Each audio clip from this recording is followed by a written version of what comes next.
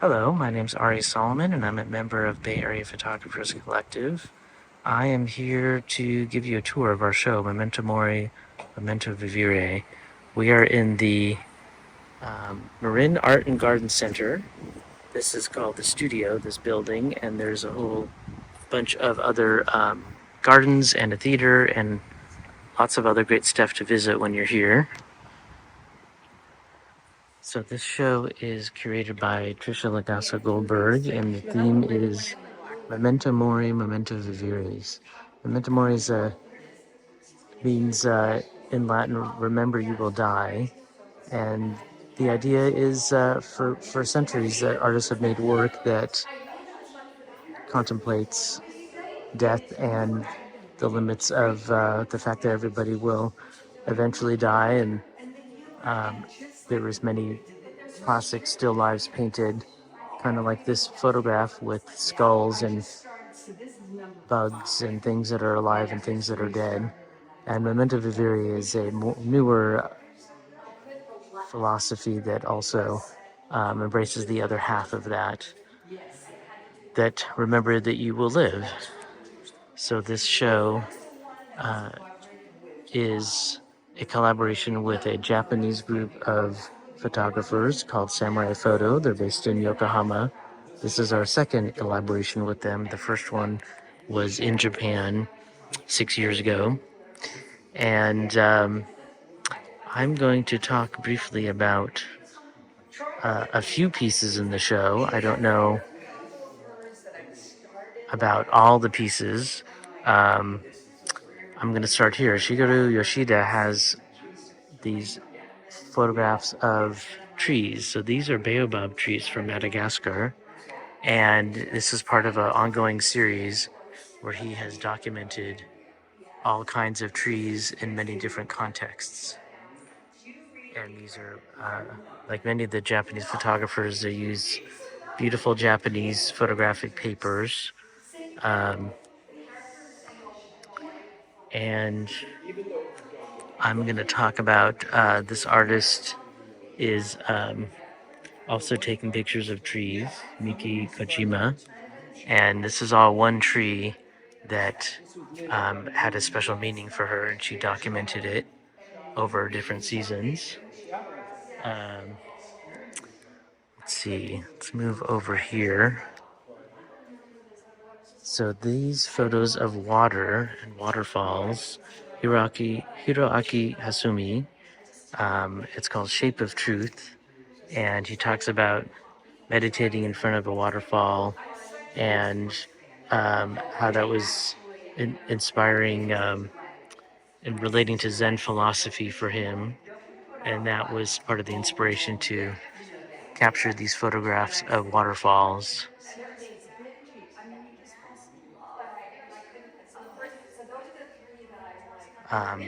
He has, see, these are 2021, 2022, 2023, and the same artist, has this older work from just a few years before that's very special. They're 2016. So this is called Sakura-ism Byobu version.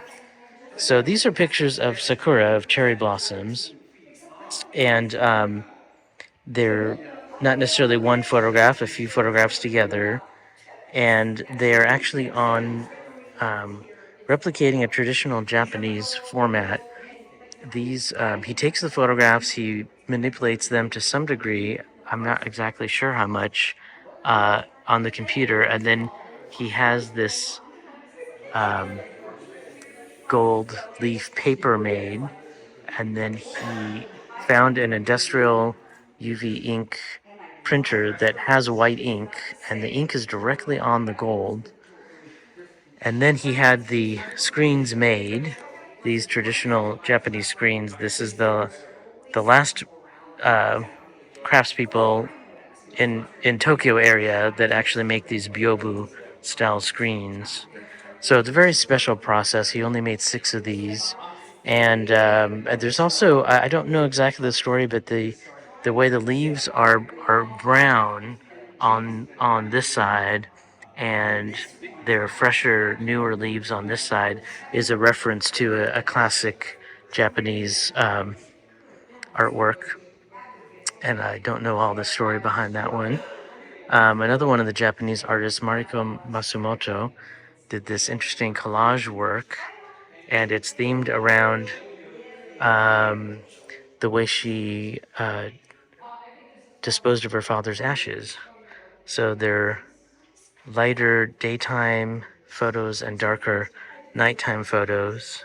And in this interesting pattern, the circle shape is inspired by a famous window called the Window of Enlightenment at Genko-an Temple in Kyoto.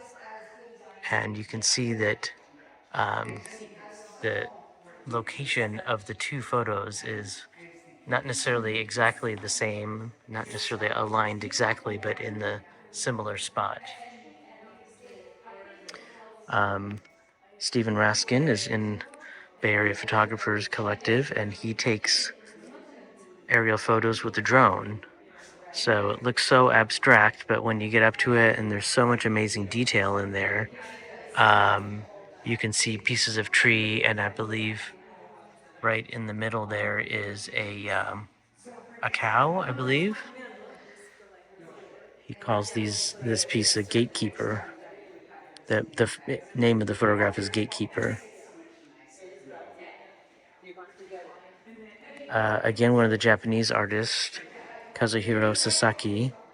So he took a series of photos in dams all over in a number of places in Japan, and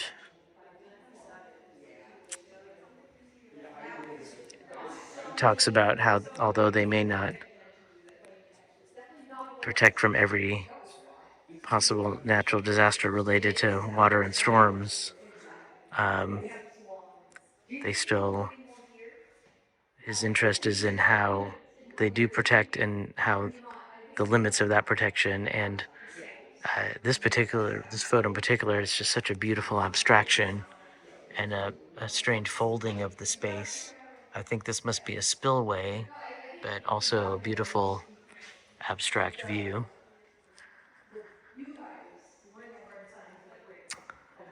This is a Neo Seraphimidis, Chuck Harlan's and Maria Budner in our Bay Area Photographer Collective group. They're all pictures of leaves and trees in different states of, with some of them having parts that are alive, parts that are not alive. Rusty Weston is taking photos here of combining two photos that he took out in the world. This one is a car, and then with a busted front window, and it's combined with a landscape photo of in the Southwest, I think. So it's called Rock Vehicle, and this one also is sort of, I believe, an valley building. So it's an urban and rural images combined. The series is called Unnatural World.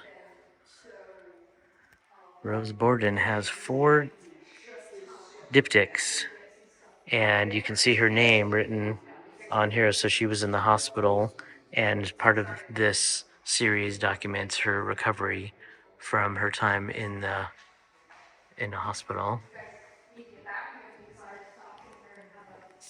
Chris Stevens Yu is one of our newer members, and all 4 of these beautiful street photography black and white photos have birds in them.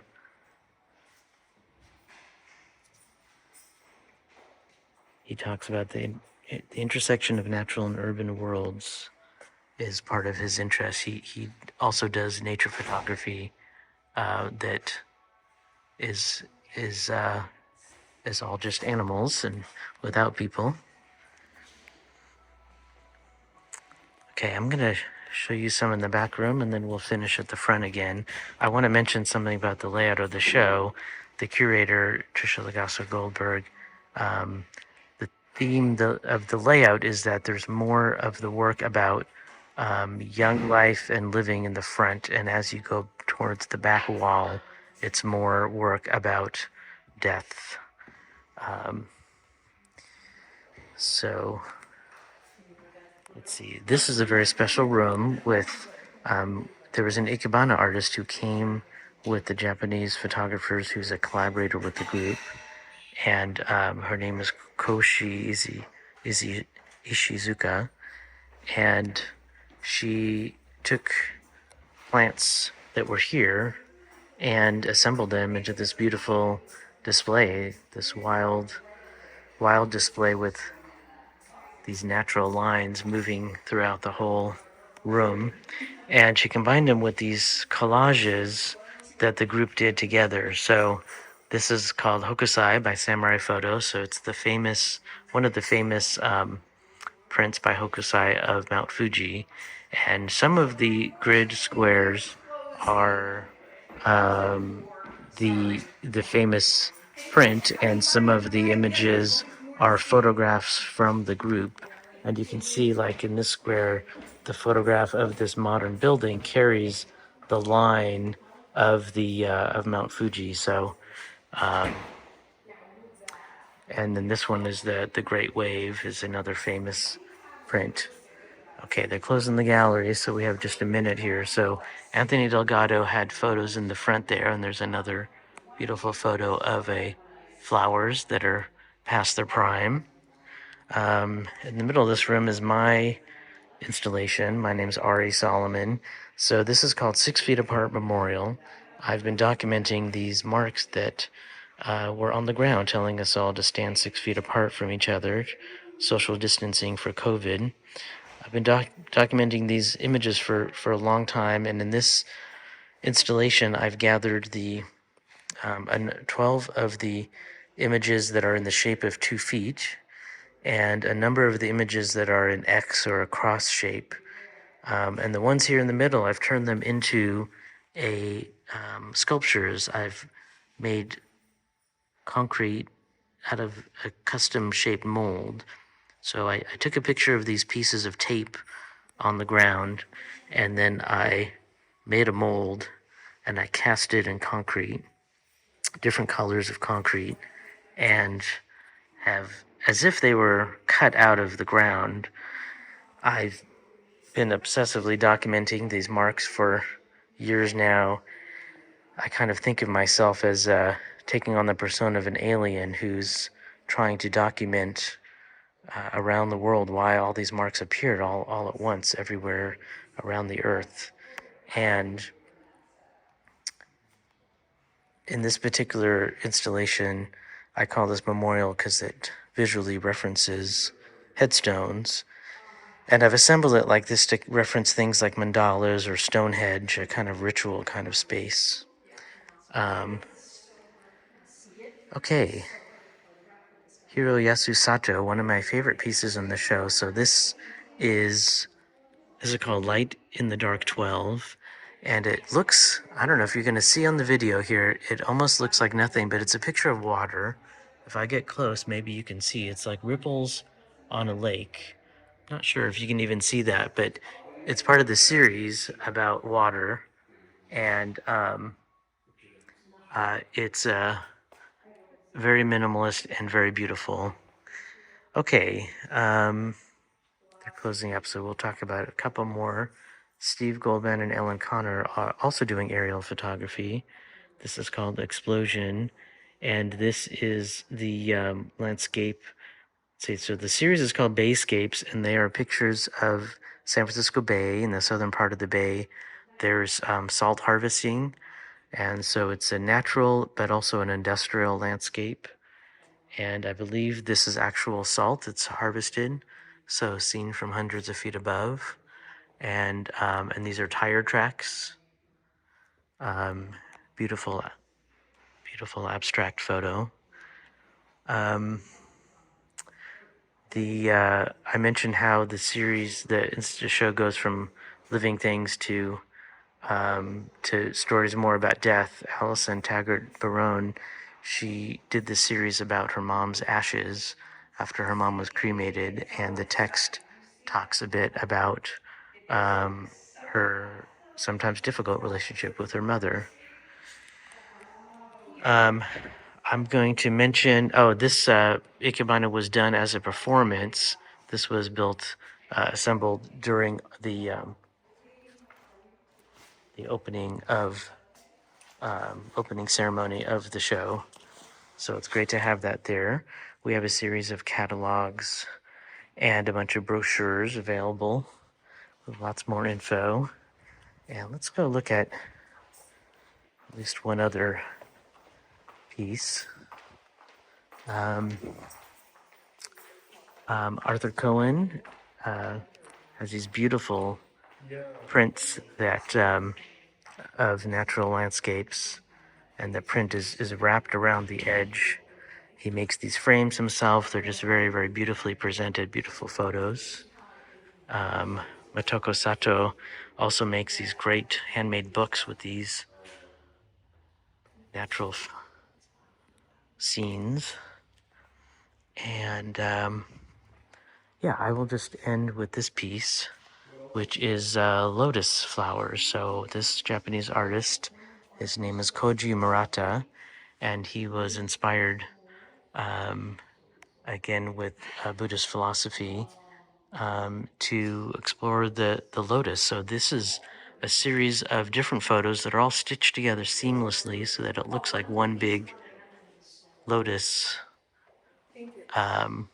pond. And the photos it doesn't look that much like a photo. He's changed it, edited it in a way that it looks like a print, even with the background.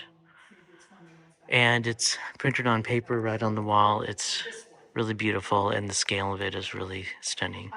Okay, I'm going to wrap it up there. Thanks for joining me on this tour. The show is open for 6 weeks in total, and the gallery is open Fridays, Saturdays, and Sundays.